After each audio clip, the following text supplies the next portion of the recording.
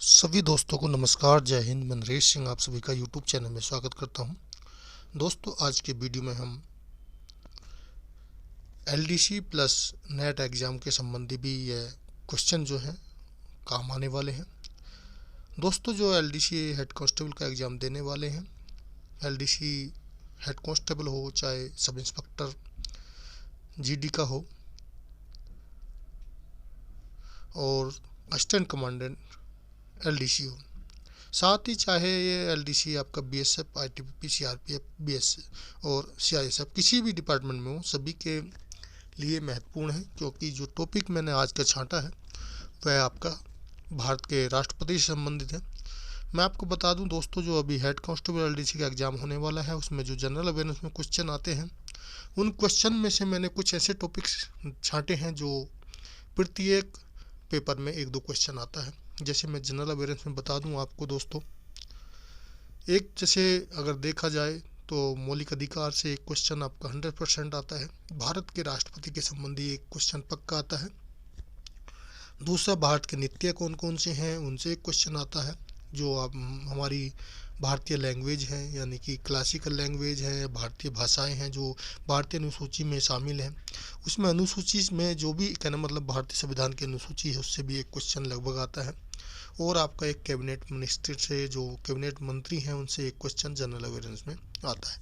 यह क्वेश्चन आपका, और साथ ही जो भी एलडीसी एग्ज़ाम चाहे सीआरपी में हो रहा हो, चाहे बीएसएफ में, आईटीबी में, सभी में जो जनरल अवेयरनेस वाले पार्ट्स में आपके राष्ट्रपति से रिलेटिव जो पॉइंट्स हैं उससे क्वेश्चन आते हैं। तो आज के हम वीडियो में उसी तरह के क्वेश्चनों को करेंगे सेट में। तो सबसे पहले प्रश्न पे बात करते हैं, भारत की कार्यपालिका का अध्यक्ष कौन होता है?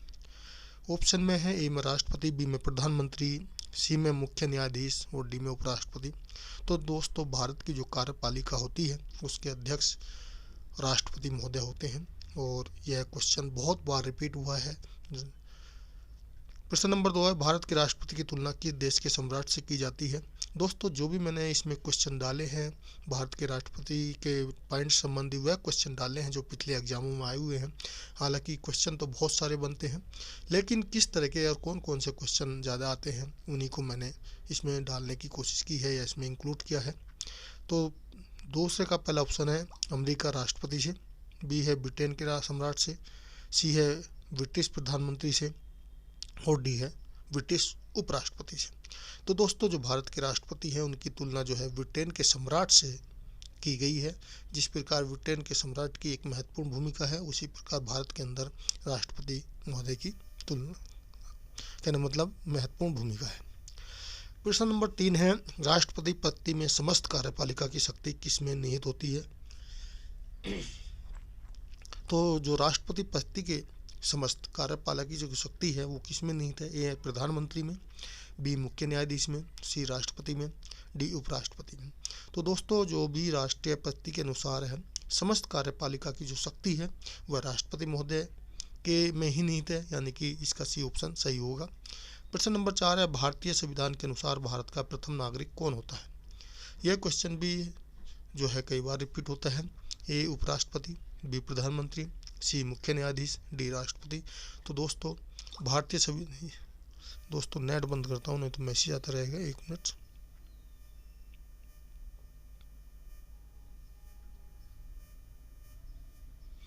तो भारतीय संविधान के अनुसार भारत के प्रथम नागरिक जो है राष्ट्रपति महोदय होते हैं। तो जिसका डी ऑप्शन सही है।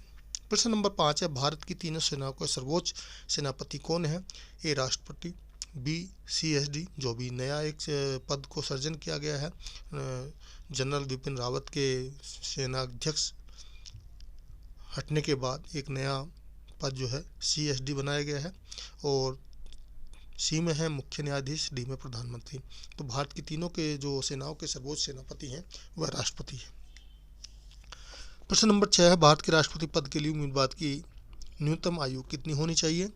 यह क्वेश्चन दोस्तों नेट के एग्जाम में भी आ चुका है और इसमें एलडीसी एग्जाम में भी पूछा जा चुका है। ए है 30 वर्ष, बी है 35 वर्ष, सी है 40 वर्ष, डी है 25 वर्ष। तो दोस्तों, इसका जो बी ऑप्शन राइट है। प्रश्न नंबर 7 है, राष्ट्रपति चुनाव का किस पद्धति के द्वारा होता है, यानी कि राष्ट्रपति का जो चुनाव होता है वो किस पद्धति के द्वारा होता है।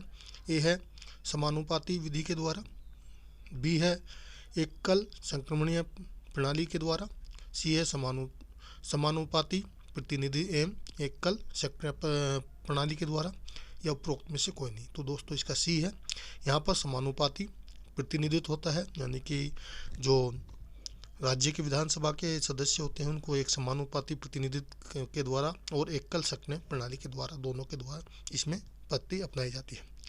प्रश्न नंबर 8 है, भारत के राष्ट्रपति का चुनाव कौन संचालित करता है। ये सांसद का आयोग, बी ग्राम पंचायत निर्वाचन आयोग, सी राज्य निर्वाचन आयोग, या डी निर्वाचन आयोग। तो भारत के राष्ट्रपति का चुनाव, लोकसभा का चुनाव, राज्यसभा का चुनाव इत्यादि जो है निर्वाचन आयोग द्वारा किया जाता है, लेकिन ग्राम पंचायत का जो चुनाव किया जाता है वो राज्य निर्वाचन आयोग के द्वारा किया जाता है। प्रश्न नंबर 9 है, राष्ट्रपति के चुनाव संबंधी मामले कहाँ भेजे जाते हैं। अगर राष्ट्रपति के चुनाव के संबंधी कोई विवाद है या किसी तरह की समस्या आती है तो उसके मामले को कहाँ पर भेजा जाता है। ए है उच्चतम न्यायालय में, बी है राज्य उच्चतम न्यायालय में या राज्य उच्च न्यायालय है, सी है सांसद में, डी है निर्वाचन आयोग के पास। तो दोस्तों राष्ट्रपति चुनाव संबंधी जो भी मामले होंगे वह उच्चतम न्यायालय में भेजे जाएंगे, ये ऑप्शन इसका सही है। प्रश्न नंबर 10 है, भारत के राष्ट्रपति का चुनाव कितने वर्षों के लिए होता है। ए 4 वर्ष के लिए, बी 5 वर्ष के लिए, सी 6 वर्ष के लिए, डी 7 वर्ष के लिए। तो दोस्तों बी ऑप्शन है 5 वर्ष के लिए होता है। प्रश्न नंबर 11 है, राष्ट्रपति को उनके पद से कैसे हटाया जा सकता है। कोई भी राष्ट्रपति है तो उनके पद से कैसे हटाया जा सकता है। ए है लोकसभा द्वारा महाभियोग चला के, बी राज्यसभा द्वारा महाभियोग चला के, सी संसद द्वारा महाभियोग चला के, डी न्यायालय द्वारा महाभियोग चला के। तो दोस्तों संसद, यानी संसद में दोनों लोकसभा राज्यसभा शामिल होते हैं और साथ में राष्ट्रपति भी होते हैं। तो संसद द्वारा महाभियोग चला के जो है राष्ट्रपति को हटाया जा सकता है उनके पद से। प्रश्न नंबर 12 है, राष्ट्रपति पर महाभियोग किस आधार पर लगाया जाता है। तो ए है संविधान की अवमानना करने पर, बी है संसद का अतिक्रमण करने पर, डी है मौलिक अधिकारों को अतिक्रमण करने पर, सी है मौलिक अधिकारों को अतिक्रमण करने पर, डी है संविधान का अतिक्रमण करने पर। तो दोस्तों संविधान का जब अतिक्रमण करते हैं राष्ट्रपति महोदय तो उन पर महाभियोग लगाया जा सकता है और उसको संसद में प्रस्तुत करना होता है।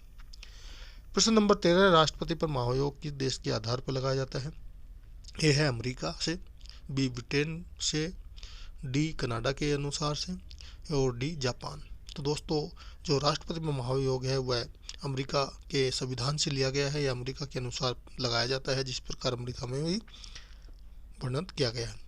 प्रश्न नंबर 14 है, भारत के राष्ट्रपति के पद एवं गोपनीयता की शपथ कौन दिलाते हैं। ए है भारत के न्यायाधीश, बी है भारत का मुख्य न्यायाधीश, सी है भारत का उपराष्ट्रपति, डी है भारत के प्रधानमंत्री। तो दोस्तों भारत के मुख्य न्यायाधीश जो होते हैं वो भारत के राष्ट्रपति को पद एवं गोपनीयता की शपथ दिलाते हैं। यह भी क्वेश्चन कई बार रिपीट हुआ है। प्रश्न नंबर 15, संविधान के किस अनुच्छेद के अंतर्गत राष्ट्रपति मुख्य न्यायाधीश के समक्ष शपथ ग्रहण करता है। अनुच्छेद 58 के अनुसार, बी है अनुच्छेद 59 के अनुसार, अनुच्छेद 60 के अनुसार, अनुच्छेद 61। तो दोस्तों भारत के संविधान में जो अनुच्छेद 60 है उसके अनुसार राष्ट्रपति महोदय मुख्य न्यायाधीश के समक्ष शपथ समारोह का होता है और शपथ ग्रहण करते हैं। प्रश्न नंबर 16 है, राष्ट्रपति अपना त्यागपत्र किसको सौंपता है। ए मुख्य न्यायाधीश को, बी लोकसभा अध्यक्ष को, सी राज्यसभा अध्यक्ष को, डी उपराष्ट्रपति को। तो दोस्तों उपराष्ट्रपति को अपना त्यागपत्र देता है राष्ट्रपति, जब उसको समय से पहले त्यागपत्र देना। प्रश्न नंबर 17, राष्ट्रपति के त्यागपत्र की सूचना उपराष्ट्रपति किसको देता है। दोस्तों इस क्वेश्चन में मैं आपसे चाहूँगा, मैं इसका आंसर नहीं बताऊंगा, आप इसको कमेंट्स में लिखें, देखता हूँ कितने लोग इसको कर पाते हैं। मुख्य न्यायाधीश को, लोकसभा अध्यक्ष को, लोकसभा उपाध्यक्ष को या प्रधानमंत्री को। यानी कि राष्ट्रपति जब त्यागपत्र दे देता है उपराष्ट्रपति को तो उपराष्ट्रपति इसकी सूचना किसको देते हैं। आपके लिए यह क्वेश्चन है, मैं देखता हूँ कितने लोग इसको सही कर पाते हैं और बहुत ही महत्वपूर्ण क्वेश्चन है और इतना नॉर्मल भी नहीं है, इतना ज़्यादा हार्ड भी क्वेश्चन नहीं, लेकिन एक टेक्निकल क्वेश्चन है। तो आप इसका जो है कमेंट्स बॉक्स में लिख के दें कौन कौन इसको देखता हूँ करते हैं। प्रश्न नंबर 18 है, भारत में कौन से राष्ट्रपति निर्विरोध चुने गए थे। ए है डॉक्टर राजेंद्र प्रसाद, बी है श्रीमती प्रतिभा पाटिल, सी है रामनाथ कोविंद, डी है नीलम संजीव रेड्डी। तो भारत के कौन से इसमें जो है नीलम संजीव रेड्डी डी ऑप्शन होगा। प्रश्न नंबर 19 है, स्वतंत्र भारत के प्रथम राष्ट्रपति किस राज्य के थे? ए पश्चिम बंगाल के, बी उत्तर प्रदेश के, सी बिहार के, डी महाराष्ट्र के। तो स्वतंत्र भारत के प्रथम प्रधानमंत्री जो डॉक्टर राजेंद्र प्रसाद को बनाया गया था और वह दोस्तों बिहार से थे, तो यानी कि सी ऑप्शन इसका सही होगा। प्रश्न नंबर 20 और आज का लास्ट है, भारत के किस राष्ट्रपति की मृत्यु कार्यकाल खत्म होने से पहले ही होगी, यानी कि वह राष्ट्रपति थे और राष्ट्रपति रहते हुए ही उनकी मृत्यु हो गई थी। वह कौन से राष्ट्रपति हैं? ए है डॉक्टर राजेंद्र प्रसाद, बी है श्रीमती प्रतिभा पाटिल, सी है रामनाथ कोविंद। ये तो गलत नाम हो गया दोस्तों, क्योंकि अभी तो वो जीवित हैं, तो कोई बात नहीं, सॉरी। और डी है डॉक्टर जाकिर हुसैन। तो डॉक्टर जाकिर हुसैन है, इसमें डी ऑप्शन है, सही है। दोस्तों इसके साथ ही आप और जो भी मैंने इसमें आपको पढ़ाया मॉडल्स पेपर में, इसके अगर आप पढ़ना चाहते हैं तो मेरी वेबसाइट है। साथ ही इससे संबंधित बहुत सारे मॉडल्स पेपर मैं अपनी वेबसाइट पे डाल रहा हूँ, आप वहाँ जाके इनको पढ़ सकते हैं और आप इसका फ़ायदा उठा सकते हैं। साथ ही साथ जो भी आपको टॉपिक पढ़ना है, चाहे आपको एक्ट पढ़ने हैं, रूल पढ़ने हैं, चाहे आपको हैंडबुक संबंधी कुछ टॉपिक्स हैं, यानी आपके प्रोफेशनल यूनिट, साथ साथ में जो है हिंदी का भी यूनिट्स है, और सभी आप वहाँ पर पढ़ सकते हैं। तो दोस्तों आज के लिए इतना ही। वीडियो देखने के लिए थैंक यू।